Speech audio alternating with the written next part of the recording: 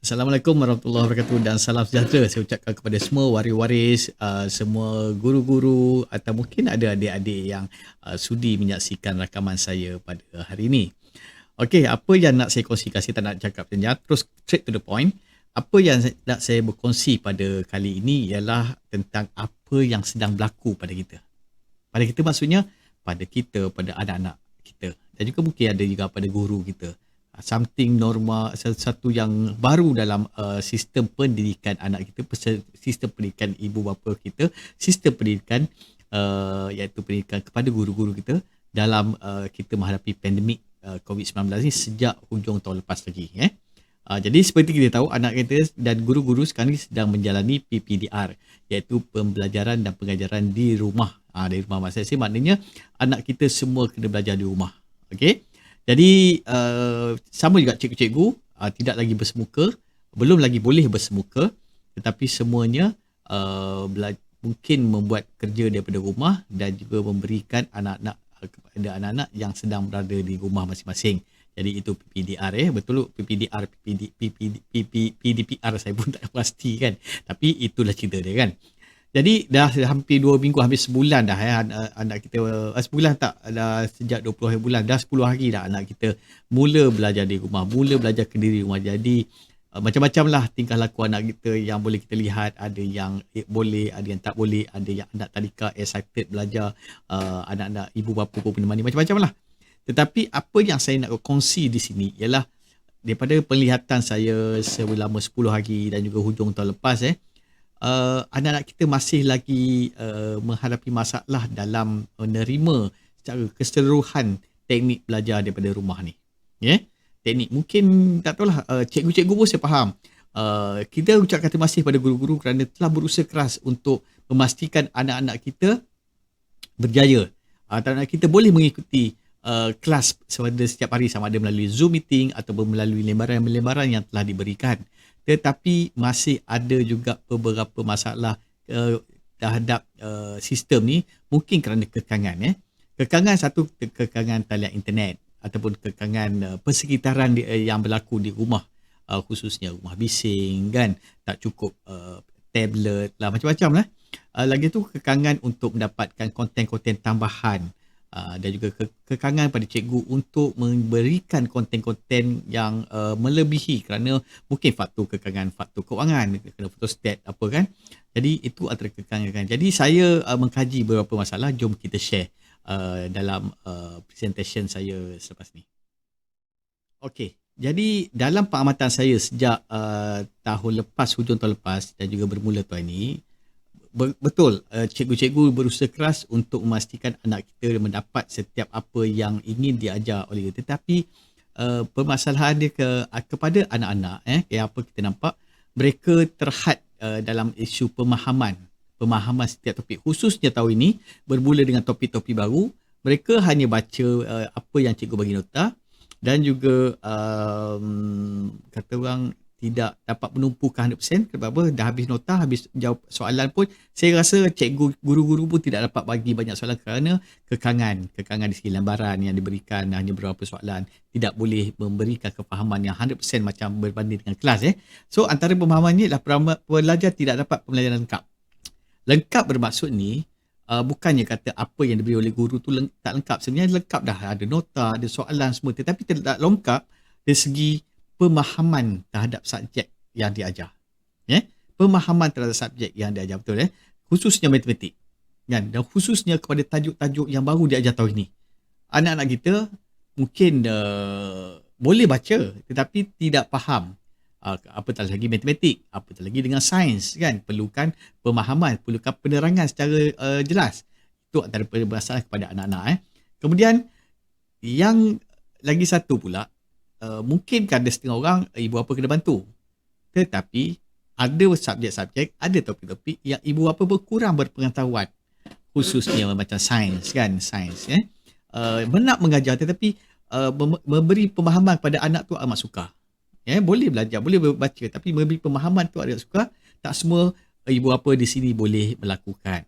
Okey, khusus apatah lagi macam matematik kan, macam saya cuba ajak anak saya kerja matematik, bolehlah mengajar sikit, tetapi jalan kerja dan berlainan. Cikgu ajar di sekolah lain, saya ajar mengikut tahun era 80-an zaman saya sekolah.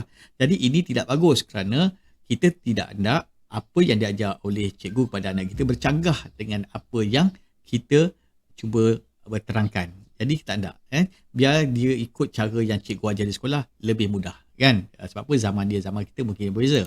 Dan seterusnya pelajar hanya mengikuti nota dan soalan yang diberikan saja. Okey, tidak lebih dari itu. Nota yang diberikan dan juga soalan-soalan yang diberikan, lepas tu pelajar tak ada buat apa. Kan? Mengakibatkan bila setiap soalan dah habis dibuat, contoh ada 10 soalan dah habis tu, pelajar terus boleh tak ada follow up tentang apakah seterusnya. Bagaimana nak bagi dia faham lagi? Bagaimana nak pastikan dia tidak ketinggalan? Bagaimana nak pastikan dia tidak lupa dengan apa yang dibuat dalam lembaran atau telegram yang diberikan oleh cikgu tadi. Okey? Jadi ini permasalahan yang saya nampak secara umumnya dari pihak pelajar. Terdapat juga permasalahan daripada pihak ibu bapa kerana ibu bapa menghadapi beberapa kekangan kan untuk memastikan anak kita ni mengikuti apa yang cikgu ajar kan. Antaranya ialah kurang arif dengan silibus. Silibus kita dengan silibus dulu tak sama. Okey, cara ajar biasa dengan cara ajar untuk macam cikgu tak sama. Jadi kaedah pembelajaran dia tak sama kalau ibu bapa. Tak semua cikgu. Even saya percaya cikgu-cikgu sendiri dia boleh mengajar di sekolah tetapi dia payah juga nak memastikan anak dia faham kalau dia ajar di rumah. Kerana tonasi berbeza. Kan? Kerana cikgu ni marah juga, aku boleh ajar anak kat sekolah boleh faham, kau anak aku tak boleh faham. Tetapi suasana dia lain. Dengan manjanya sebab dia lah. Kan? Lain satu kekangan masa dia sudah tentu kerana kalau ibu bapa terlibat dengan kerja, macam mana dia nak pastikan anak dia buat kerja kat rumah, kat sekolah. Habis buka pun dia tengok balik dia rumah, balik pada kerja, anak dia siap 10. Tapi adakah 10 tu dia buat? Adakah 10 tu dia bagi tanda-tanda saja? Kan? Ataupun dia 10 tu macam-macam lah. Kan? Adakah dia perlu faham terhadap apa yang dia belajar? Sebab malam kadang balik letih, ibu bapa nak buat kerja rumah, mak nak buat kerja rumah lagi, dah terabai masa tu kan. Itu belum kira anak 2-3 orang lagi. Betul Dan seterusnya, ibu bapa suka mengajar anak. Betul macam saya cakap tadi, suka nak mengajar anak. Saya sendiri ada experience. Baru naik suara sikit, dia tak faham 2-3 kali, dah menangis. Dah susah kan? Kan? Itu masalah dia. Macam kekangan masa tadi sama juga kan. Mungkin ada ibu bapa yang kerja, ibu di rumah, tapi ibu di rumah kerja dia lagi banyak. Menguruskan adik-adik, menguruskan memasak kan. So balik kadang-kadang kita kena berbual juga, isteri kita letih kan. So masa tu mungkin ada kekangan kat situ Okey, seterusnya suka untuk memantau prestasi anak serta tahap kefahaman betul Bagaimana kita nak pastikan setiap latihan dibuat oleh anak tu dia faham? Dan bagaimana nak pastikan prestasi dia? Bagaimana nak pastikan latihan dia buat 2-3 hari lepas tu kita nak bandingkan dengan prestasi hari ni? Tak ada. Tak ada metod yang sesuai. Tak ada metod yang sesuai sebenarnya. Okey, apa yang diberi memang susah. Kena pula ibu apa yang bekerja. Bagaimana nak pastikan kita suruh dia buat 3 latihan, dia buat 3 latihan pada siang hari masa kita tak ada rumah? Tak boleh juga. Jadi ini kekangan di pihak ibu bapa. Okey, bagaimana pula kekangan di pihak guru? Saya percaya guru sekarang tengah berusaha sebaik mungkin untuk pastikan PPDR ni berjaya. Walaupun terdapat kekangan, antaranya kekangan ialah memerlukan masa mencari konten pembelajaran untuk diberikan kepada pelajar. Berbeza dengan kalau kita ada apa kata orang yang bersemuka, pengajaran bersemuka. Ianya boleh diajar secara spontan, contoh-contoh secara spontan. Buatkan budak-budak lebih faham. Kadang-kadang pelajar-pelajar ni, contohnya kalau subjek bahasa Malaysia, bahasa Melayu atau Inggeris, dia kena mengajar dengan ada contoh-contoh. Kadang-kadang contoh tu cikgu secara spontan boleh keluarkan. Tetapi kalau melalui lembaran, melalui apa yang berlaku sekarang, cikgu terpaksa mencari konten-konten yang sesuai. Soalan-soalan, kena cari soalan-soalan sesuai untuk diberikan. Kena type soalan. Saya dapat Telegram tadi, cikgu dalam Google Form, type soalan satu-satu. Susah. Memang susah. Memang susah. Itu yang memerlukan masa dan pengorbanan seorang guru. Mana kajian lagi banyak kalau PPDR ni sebenarnya berbandingkan pengajaran secara bersemuka. Okey, melalui lembaran pelajar ajar sukan rumah jasa baru seperti diterangkan tadi, macam mana? Sebab tak ada two-way communication. Macam mana nak bagi anak murid faham? Udahlah, anak murid tak faham. Bukannya seorang anak murid, 40, 30, 40 anak murid. Memang susah nak follow up kan? Kalau dalam kelas tu senang je. Siapa tak faham angkat tangan. 5 orang. Okey, kita tengah sekali satu apa kata orang explanation, 5 boleh faham. Okey, then penilaian yang agak terhad kepada lembaran. Penilaian. Kita tak boleh nak menilai kefahaman. Saya tengok apa yang berlaku, dah siap, dia submit saja. Dah siap, dia submit saja apa yang dibuat. Kalau lima soalan submit, bagaimana cikgu nak menilai kefahaman anak-anak murid, penilai prestasi anak-anak murid mereka daripada semasa ke semasa. Dan yang terakhir sekali, memang tidak tahu prestasi pelajar seronok ke, pelajar boring ke, tak tahu. Tapi yang pastikan anak-anak kita kalau kita rumah, kalau tak ada TV, boring lah, kan? Anak hilang boring, tengok TV, tengok YouTube, tengok handphone, kan? Okey, itu antara kekangan-kekangan. Tapi adakah kita nak biarkan kekangan itu kata orang mempengaruhi keseluruhan sistem pengajaran anak kita yang sedang berlaku? Kerana anak kita perlu terus belajar, tak boleh dibiarkan. Cikgu perlu terus mengajar, tak boleh dibiarkan. Masalah ke tak ada masalah, tapi PPDR perlu teruskan. Jadi bagi mengatasinya, kita sebagai ibu bapa, sebagai guru perlu mendapatkan sesuatu tool, bantuan untuk memastikan semua ini dapat membantu, dapat mengatasi kekangan-kekangan yang telah disebutkan tadi, sebahagian dia. Okey. Jadi untuk anak saya memberikan satu tool yang dalam bentuk e-learning. Jadi luar sana banyak e-learning, e-learning banyak. Tapi saya mensarankan untuk menggunakan satu kaedah guna produk e-learning yang di bawah syarikat Sasbadi. Okey. Sasbadi, siapa tak kenal Sasbadi? Sasbadi, SASBADI. Kita, anak-anak kita atau ibu bapa kita, cikgu-cikgu banyak membesar dengan buku-buku daripada syarikat Sasbadi yang semestinya mengikuti kurikulum yang telah ditetapkan oleh pihak Kementerian Pendidikan. Yang sebab apa, kalau tak ikut Kementerian, suku Sasbadi tidak boleh digunakan di peringkat sekolah, tak boleh dijadikan sumber rujukan pelajar-pelajar di peringkat sekolah. Jadi banyak cikgu-cikgu mensarankan antaranya buku-buku Sasbadi sebagai buku-buku rujukan. Sasbadi terkenal dengan buku-buku rujukan kerana kualiti konten dan juga nota-nota dan juga soalan-soalan yang diberikan. Kerana dalam Sasbadi ini sendiri yang terdiri pada golongan-golongan pendidikan, daripada pihak pengurusan, lembaga pengarah pun bekas-bekas pegawai tinggi di kementerian, dan juga dan yang buat konten-konten semuanya ialah guru-guru part-time ataupun guru-guru full-time yang part-time atau bekakal guru yang bekerja di Sasbadi. Ini menjadikan konten dan sebagainya ini diterima di peringkat nasional. Banyak guru. Jadi jangan risau tentang apa yang ada dalam konten, sebab apa semuanya ikut. Cuma apa yang saya nak cakap di sini ialah tentang macam mana bantuan mengajar, alat bantuan yang diberikan oleh Sasbadi dapat membantu pelajar, ibu bapa, guru-guru untuk mengatasi kekangan ini. Jadi kita tengok bagaimana ianya boleh berlaku pada anak saya, contoh. Okey, kita buka dulu. Okey, sebenarnya Sasbadi ni dia program ni dinamakan macam ni, Island Ace. Island Ace dibangunkan oleh anak syarikat Sasbadi 100% Sasbadi online. Okey, dia very simple. Dia bukannya kena download. Dia ada apps. Nanti saya cerita. Dia ada apps. Dia tak perlukan untuk download. Download dalam laptop ataupun handphone. Dia boleh dilayari melalui website saja.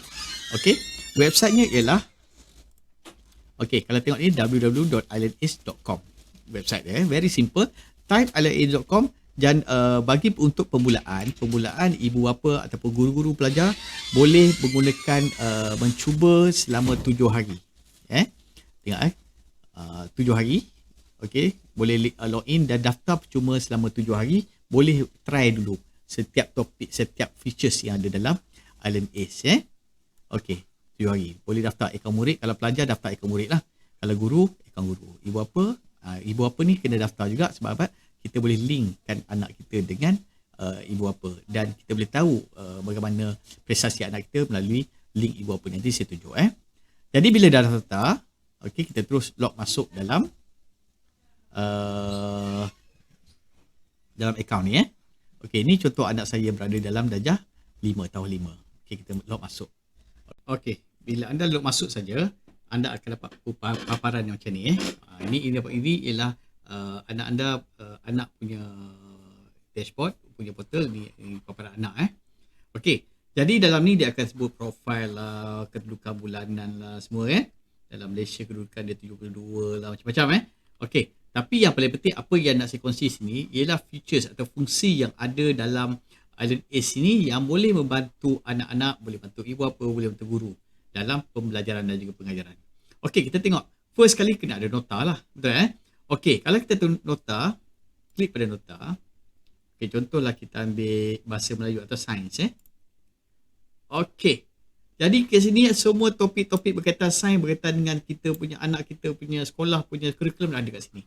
Saintifik, manusia, haiwan semua. Jadi kita boleh pilih, anak kita boleh pilih untuk klik nota yang pertama. Okey.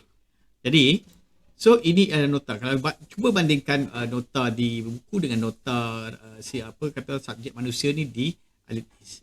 Kebanyakan ni ialah sama. Sama. Okey. Di sinilah anak kita boleh belajar nota sama ada baca buku ataupun di dalam portal IELTS. Okey.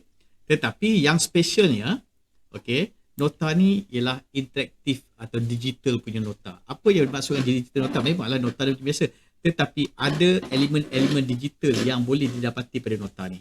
Pertama sekali, dia ada sticky note. Ingat tak kita dulu ada sticky note, nota-nota tambahan yang kita warna kuning kita tampal di nota untuk kita ingat apa-apa kan. Sini pun boleh.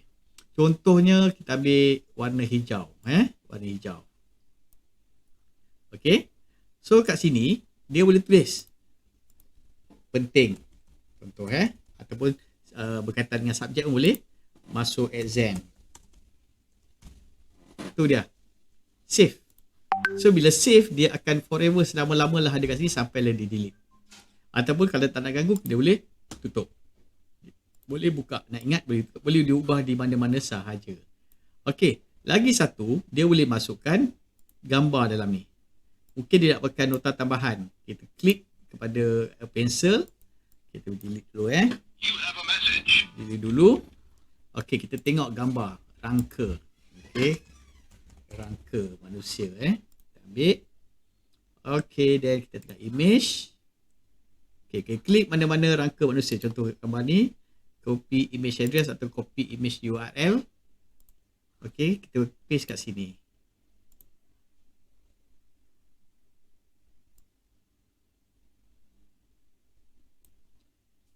Okey, dah siap. Tu dia. Save. Okey, jadi nota dah sedia untuk dilihat. Simple Boleh masuk gambar. Dan juga dia boleh masuk YouTube ataupun nota-nota berkaitan dengan topik dia. Contoh kita track yang warna biru ni. Okey. Sama juga pensel video, contoh video. Dan kita ambil daripada YouTube. YouTube kita pergi ke rangka manusia. Okey. Dia berkaitan rangka manusia. Berkaitan rangka manusia. Sistem rangka manusia. Kita boleh ambil. Okey. Save.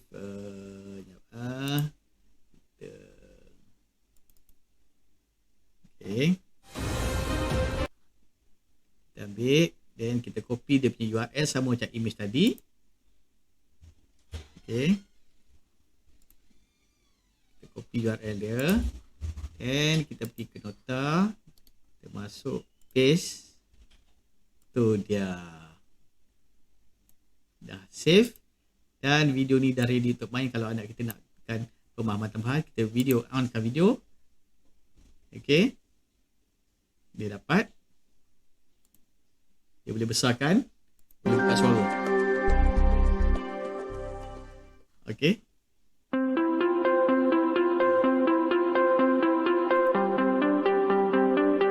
Okey. Jadi boleh tengok ini ialah interaktif nota yang ada pada nota IELTS ni. Itu tambahan yang tak ada di buku. Okey. Dia boleh tambah. Kadang-kadang anak kita ni dia kreatif tau. Dia nak letak, ini rangka manusia, dia boleh memahami kalau tengok video, dia boleh masuk. Dia boleh memahami kalau tengok gambar tambahan, dia boleh masuk apa-apa gambar yang dia suka, asalkan dia nak belajar dan dia boleh faham. Okay. Dan contohnya, anak kita dah habis belajar, dah habis nota-nota ni, dia kata dah habis dah. Bagaimana dia nak pastikan dia faham? Bagaimana kita nak pastikan dia faham? Okay. Dia dah habis nota ni, dia boleh buat kuis kilat.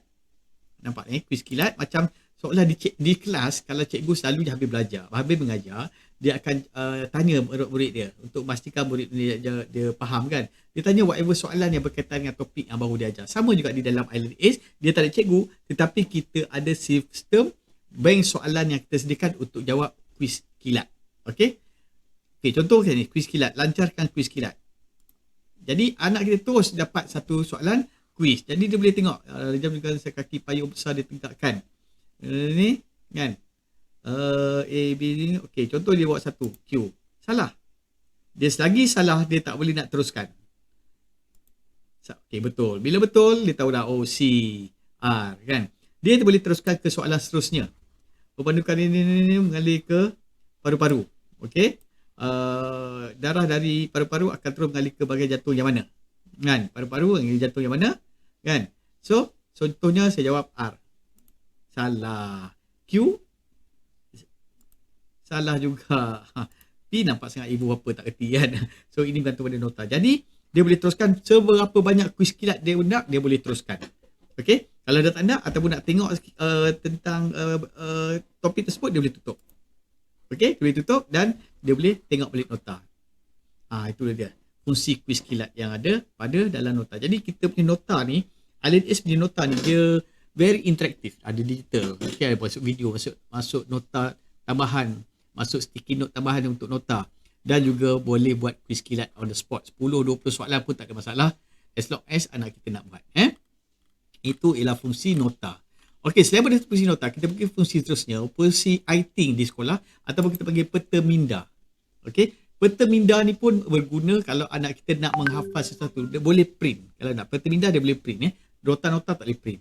Dia boleh print ataupun dia boleh kongsi peta minda yang dibuat dengan kawan-kawan lain. Okey, kalau kita tengok, peta minda ni dia banyak. Dia ada sampel peta minda yang disediakan dalam IELTS ataupun yang ada peta minda yang telah disediakan oleh rakan-rakan yang lain. Contoh kita ambil tentang sistem saintifik, kemahiran saintifik, langkah-langkah utama. Okey. Okey, ini ialah contoh peta minda yang dah ada.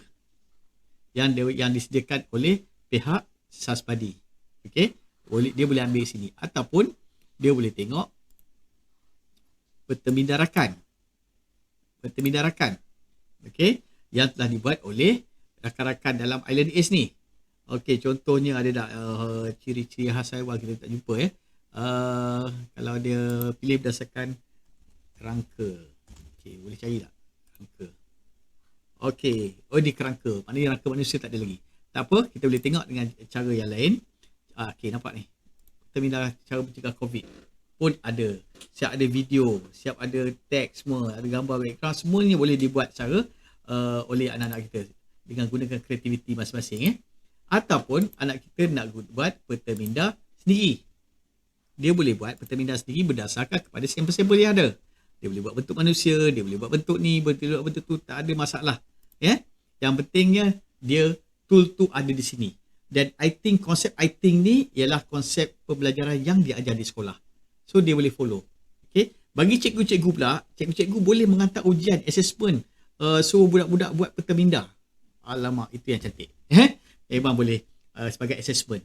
Itu kita akan beritahu kemudian. Ini cara ringkasnya. Okey. Itu peta minda. Dan yang paling penting lepas ni ialah konsep output pelajar. Tadi kita dah bagi peta minda, dah bagi nota, dah bagi kuis kilat, dah bagi sticky note, dah bagi video. Semua tu dah input. Tak lengkap seorang pelajar kalau dia tak ada output. Bermaknanya apa hasil kefahaman dia daripada input-input yang dia perolehi.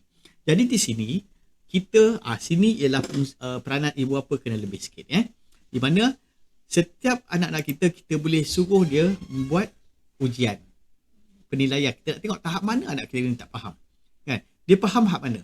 Contohnya kita ambillah satu subjek sains. Okey, subjek sains. Okey, contohlah dia buat kata kerja, kata nama. Bagi dia bahasa Melayu, sorry. Dia boleh start. Okey.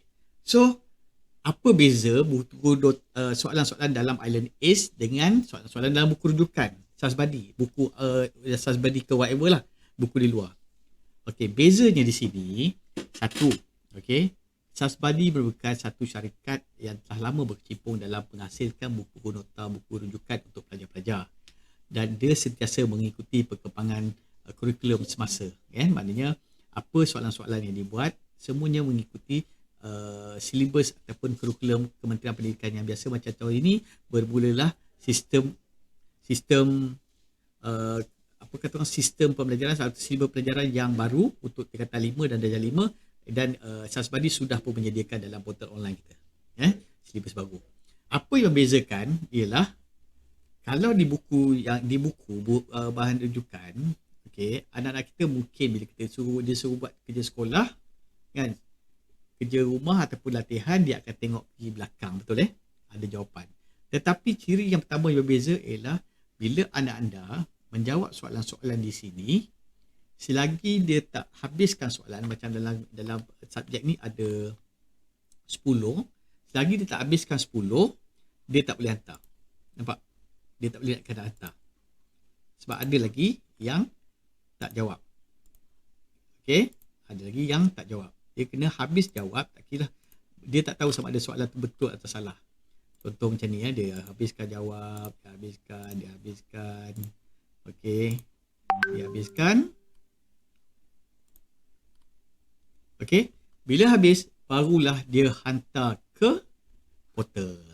Ke sistem. Dan pelajar tak perlu tunggu lama untuk mendapatkan jawapan. Saya bagi contoh kat sini. Saya buka portal baru untuk saya mudahkan untuk, sebab apa? Kalau saya buat portal kat anak saya, dia akan ganggu prestasi anak saya nanti. Okey. Jadi saya gunakan portal yang lain. Okey. Tak apa, tunggu jap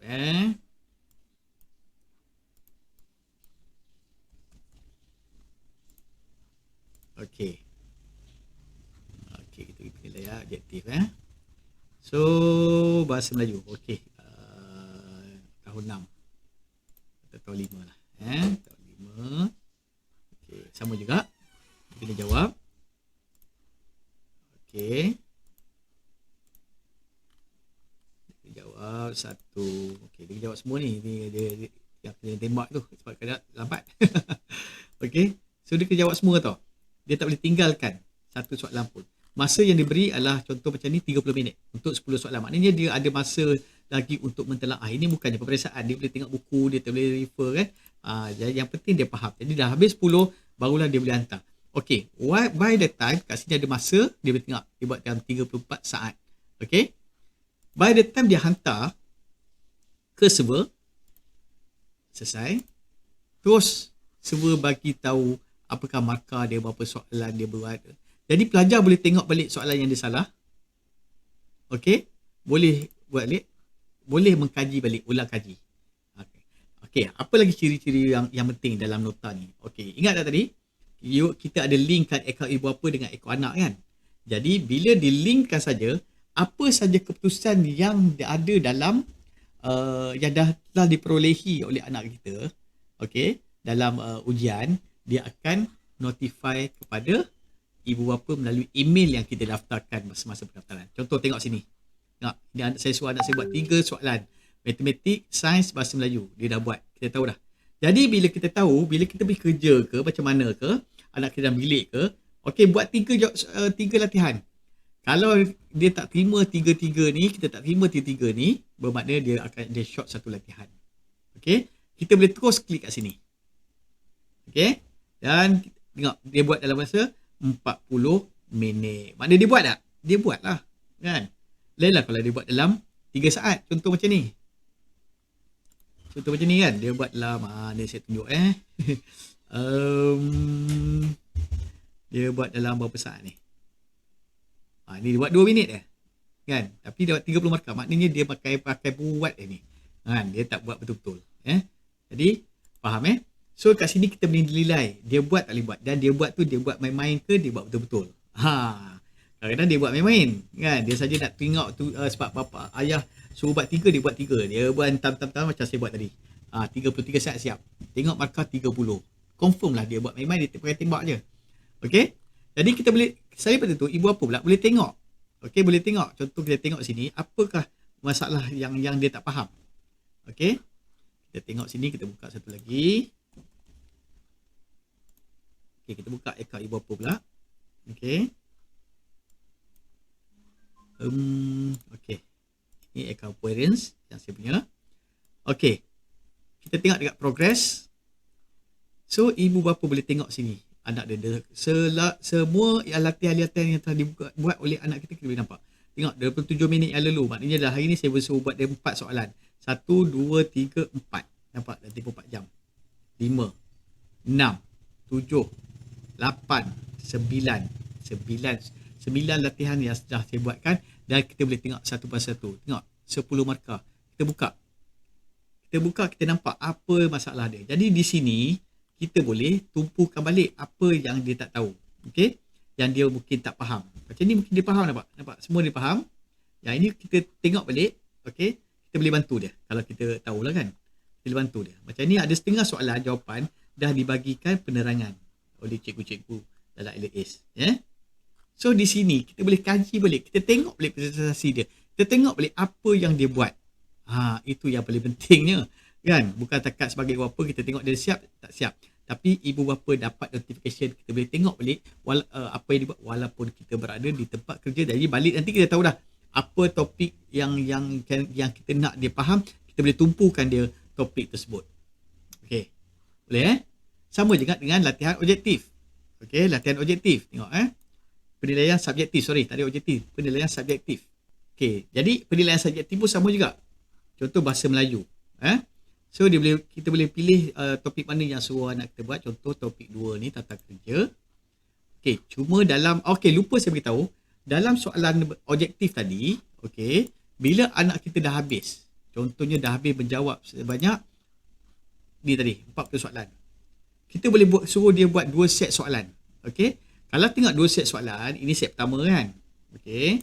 Kalau kita tengok dia pihak polis dah menyiasat kes. Kita tengok set soalan kedua, kata nama juga. Okey. Soalan dia amat berbeza. Okey. Kita tengok soalan lain pula. Sama juga kata nama. Dan soalan dia berbeza. Tak sama. Setiap set yang dia buat, dia tak akan dapat soalan yang sama. Bermakna anak kita bila nak pergi exam, kalau dia buat berulang kali soalan yang sama, topik yang sama, dia akan memahami soalan dalam pelbagai bentuk. Matematik contohnya. Macam-macam dia boleh bentuk soalan dia buat dan di situ kita boleh kaji balik anak kita soalan bentuk mana dia tak faham. Macam anak saya bentuk ayat, soalan bentuk ayat dia tak faham. Jadi kita boleh tekankan kat situ. Okey, lagi satu, anak kita boleh juga memilih soalan dalam kadar mudah, sederhana ataupun sukar. Okey. Faham Okey, kita tengok tadi subjektif. Okey, bila subjektif sama juga dia boleh pilih mana-mana topik yang dia nak. Bila topik tadi dia boleh jawab. Cuma soalan subjektif hanya sekali. Maknanya dia tak ada berulang banyak kali kecuali pihak Sasbadi menyediakan banyak soalan subjektif. Sebab dia ni. Okey, contoh macam ni. Contoh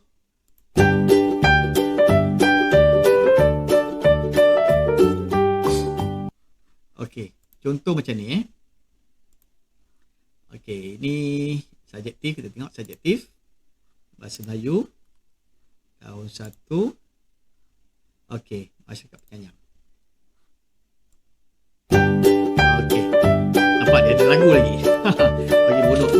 Okey, jadi ada setengah soalan dia kena tulis. Ada setengah macam sekarang ni tak tulis. Dulu masa mula-mula IELTS dia kena tulis dia type. Tapi sekarang ni syarikat dah menyediakan, programmer dah sediakan untuk just tarik jawapan-jawapan tersebut.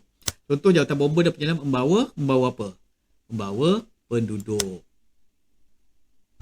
ke pusat pembinaan sementara dengan menaiki kapal. Contoh kan. Contoh. Okey, dia dah habis jawapan, barulah kita boleh semak. Kalau tak bagi jawapan, kita tak boleh semak. Ni tak boleh semak ni. Dia dah habis jawapan.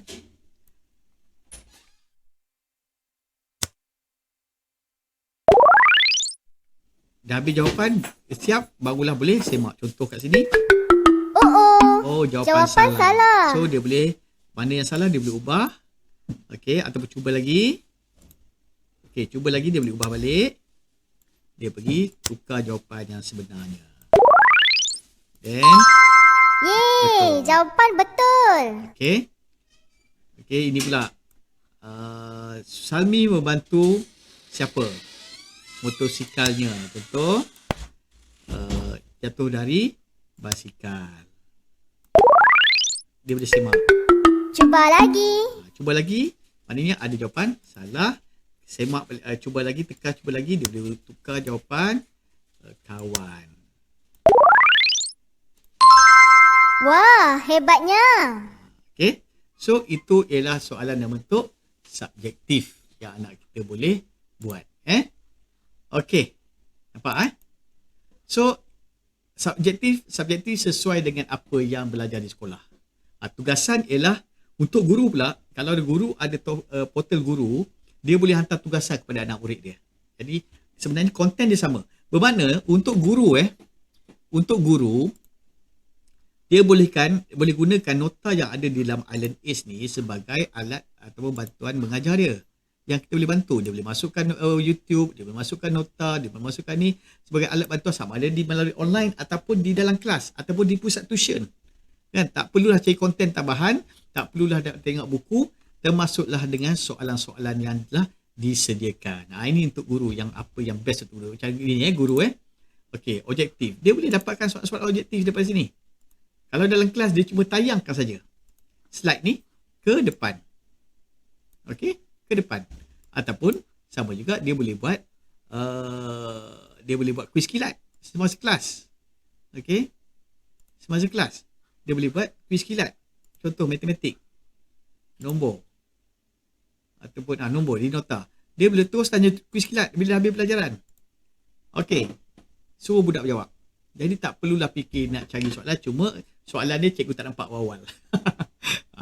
Cikgu tak nampak awal. Sebab apa? Dalam ni on the spot. Kecuali cikgu boleh sediakan soalan siap-siap awal dalam tugasan ataupun objektif yang cikgu boleh sediakan. Jadi cikgu sebenarnya ada lagi fungsi yang lagi cantik yang sesuai dengan kedudukan sebagai guru untuk mengajar murid. Ada benda-benda yang dia boleh buat dalam Island Ace ni untuk diberi pada pelajar.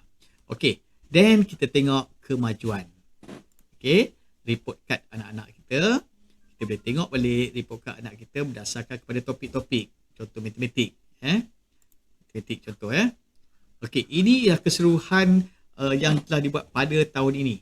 Okey, ini hari ini. Kalau kata 7 hari lepas, kita tengok 80 soalan, hanya 37 soalan saja yang betul. Okey, tapi hari ini start dengan Februari, 10 soalan 5 yang betul. Okey. Okey, ini prestasi dia. Okey, kita tengok 7 hari lepas. Okey. 37. Jadi kita tengok okey subjektif. Tahap ketekalan, tahap subjektif dia. Okey, kita tengok purata markah dia. Okey, nampak? Jumlah latih to be. Okey, tempoh masa yang diambil. Kita tengok. Okey. Ini kecekapan dia. Dia boleh 37 yang betul. Okey.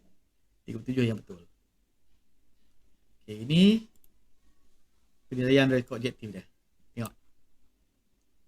Ini 25 saat kita tahu lah ini dia tak buat betul-betul ni. Okey, ini 14 minit dia buat betul-betul. Dapat 80 markah. Ni. Nampak? Okey, penilaian Kediri. Ini penilaian tugas. Ini macam ibu bapa bagi tugas. Ibu bapa boleh bagi homework tau pada anak setiap bulan. So ini yang tugas yang kita arahkan dia buat sendiri. Okey. Tu dia. Nampak? Kat sini kita tahu dah. Jadi kita boleh nilai setiap hari, setiap 7 hari kita boleh nilai apakah prestasi dia.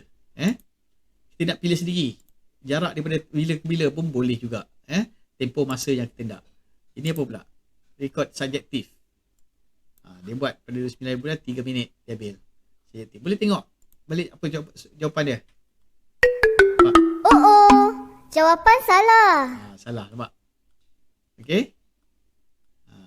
Dia tak cuba lagi. Okey.